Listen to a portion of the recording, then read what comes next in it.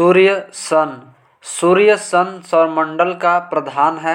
यह हमारी मंदाकिनी दुग्ध मेखला का केंद्र से लगभग 30,000 प्रकाश वर्ष की दूरी पर एक कोने में स्थित है। यह दुग्ध मेखला मंदाकिनी के केंद्र के चारों ओर 250 किलोमीटर से की गति से परिक्रमा कर रहा है।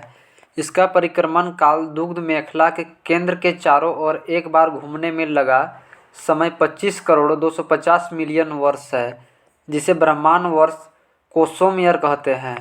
सूर्य अपने अक्ष पर पूर्व से पश्चिम की ओर घूमता है। इस मध्य भाग 25 दिनों में, ध्रुवीय भाग 35 दिनों में एक घूर्णन करता है। सूर्य एक गैसीय गोला है जिसमें हाइड्रोजन 71%, हीलियम 26.5% एवं अन्य तत्व 2.5% होता है।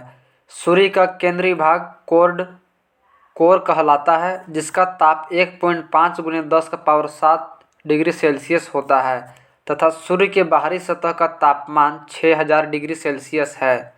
हंस बेथ ने बताया कि 10⁻7 डिग्री सेल्सियस ताप पर सूर्य के केंद्र पर 4 हाइड्रोजन नाभिक मिलाकर एक हीलियम नाभिक का निर्माण करता है।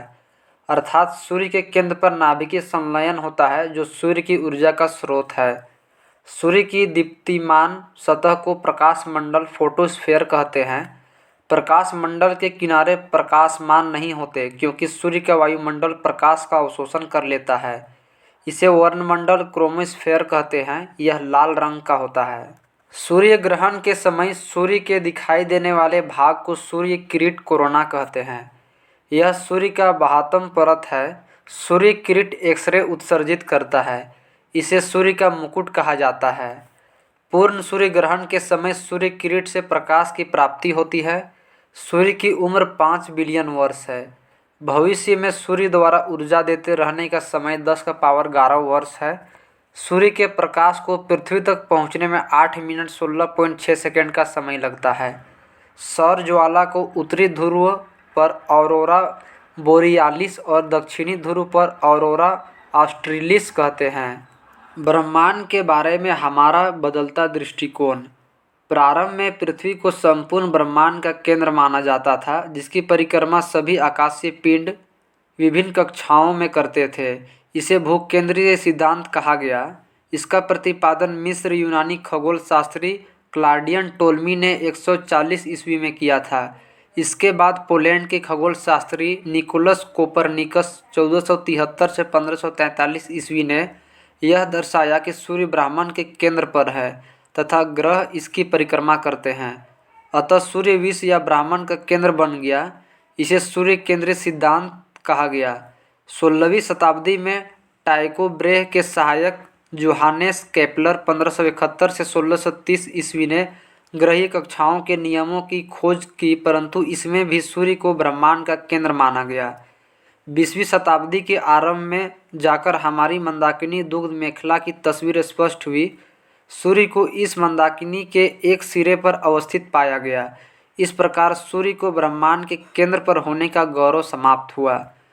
केपलर ने सिद्ध किया कि सूर्य के चारों ओर प्रत्येक नक्षत्र का मार्ग दीर्घवृत्ताकार है। सूर्य के धब्बे चलते हुए गैसों के खोल का तापमान आसपास के तापमान से 1500 डिग्री सेल्सियस कम होता है। सूर्य के धब्बों का एक पूरा चक्र 22 वर्षों का होता है। पहले 11 वर्षों तक यह धब्बा बढ़ता है और बाद के 11 वर्षों तक यह धब्बा घटता है। जब सूर्य की सतह पर धब्बा दिखलाई पड़ता है, उस समय पृथ्वी पर चुंबकीय झंझावात मैग्नेटिक स्टॉर्म्स उत्पन्न होते हैं। इससे चुंबकीय सुई की दिशा बदल जाती है एवं रेडियो, टेलीविज़न, बिजली चालित मशीन आदि में गड़बड़ी उत्पन्न हो जाती है। सूर्य का व्यास 13,92,000 किलोमीटर है, जो पृथ्वी के व्यास का लगभग 110 गुना है। सूर्य हमारी पृथ्वी से 13 लाख गुना बड़ा है और पृथ्वी को सूर्यताप का 2 अरबवां भाग मिलता है। मध्य रात्रि सूर्य का अर्थ है सूर्य का ध्रुवीय वृत्त में देर तक चमकना। मध्य रात्रि का सूर्य आर्कटिक क्षेत्र में दिखाई देता है।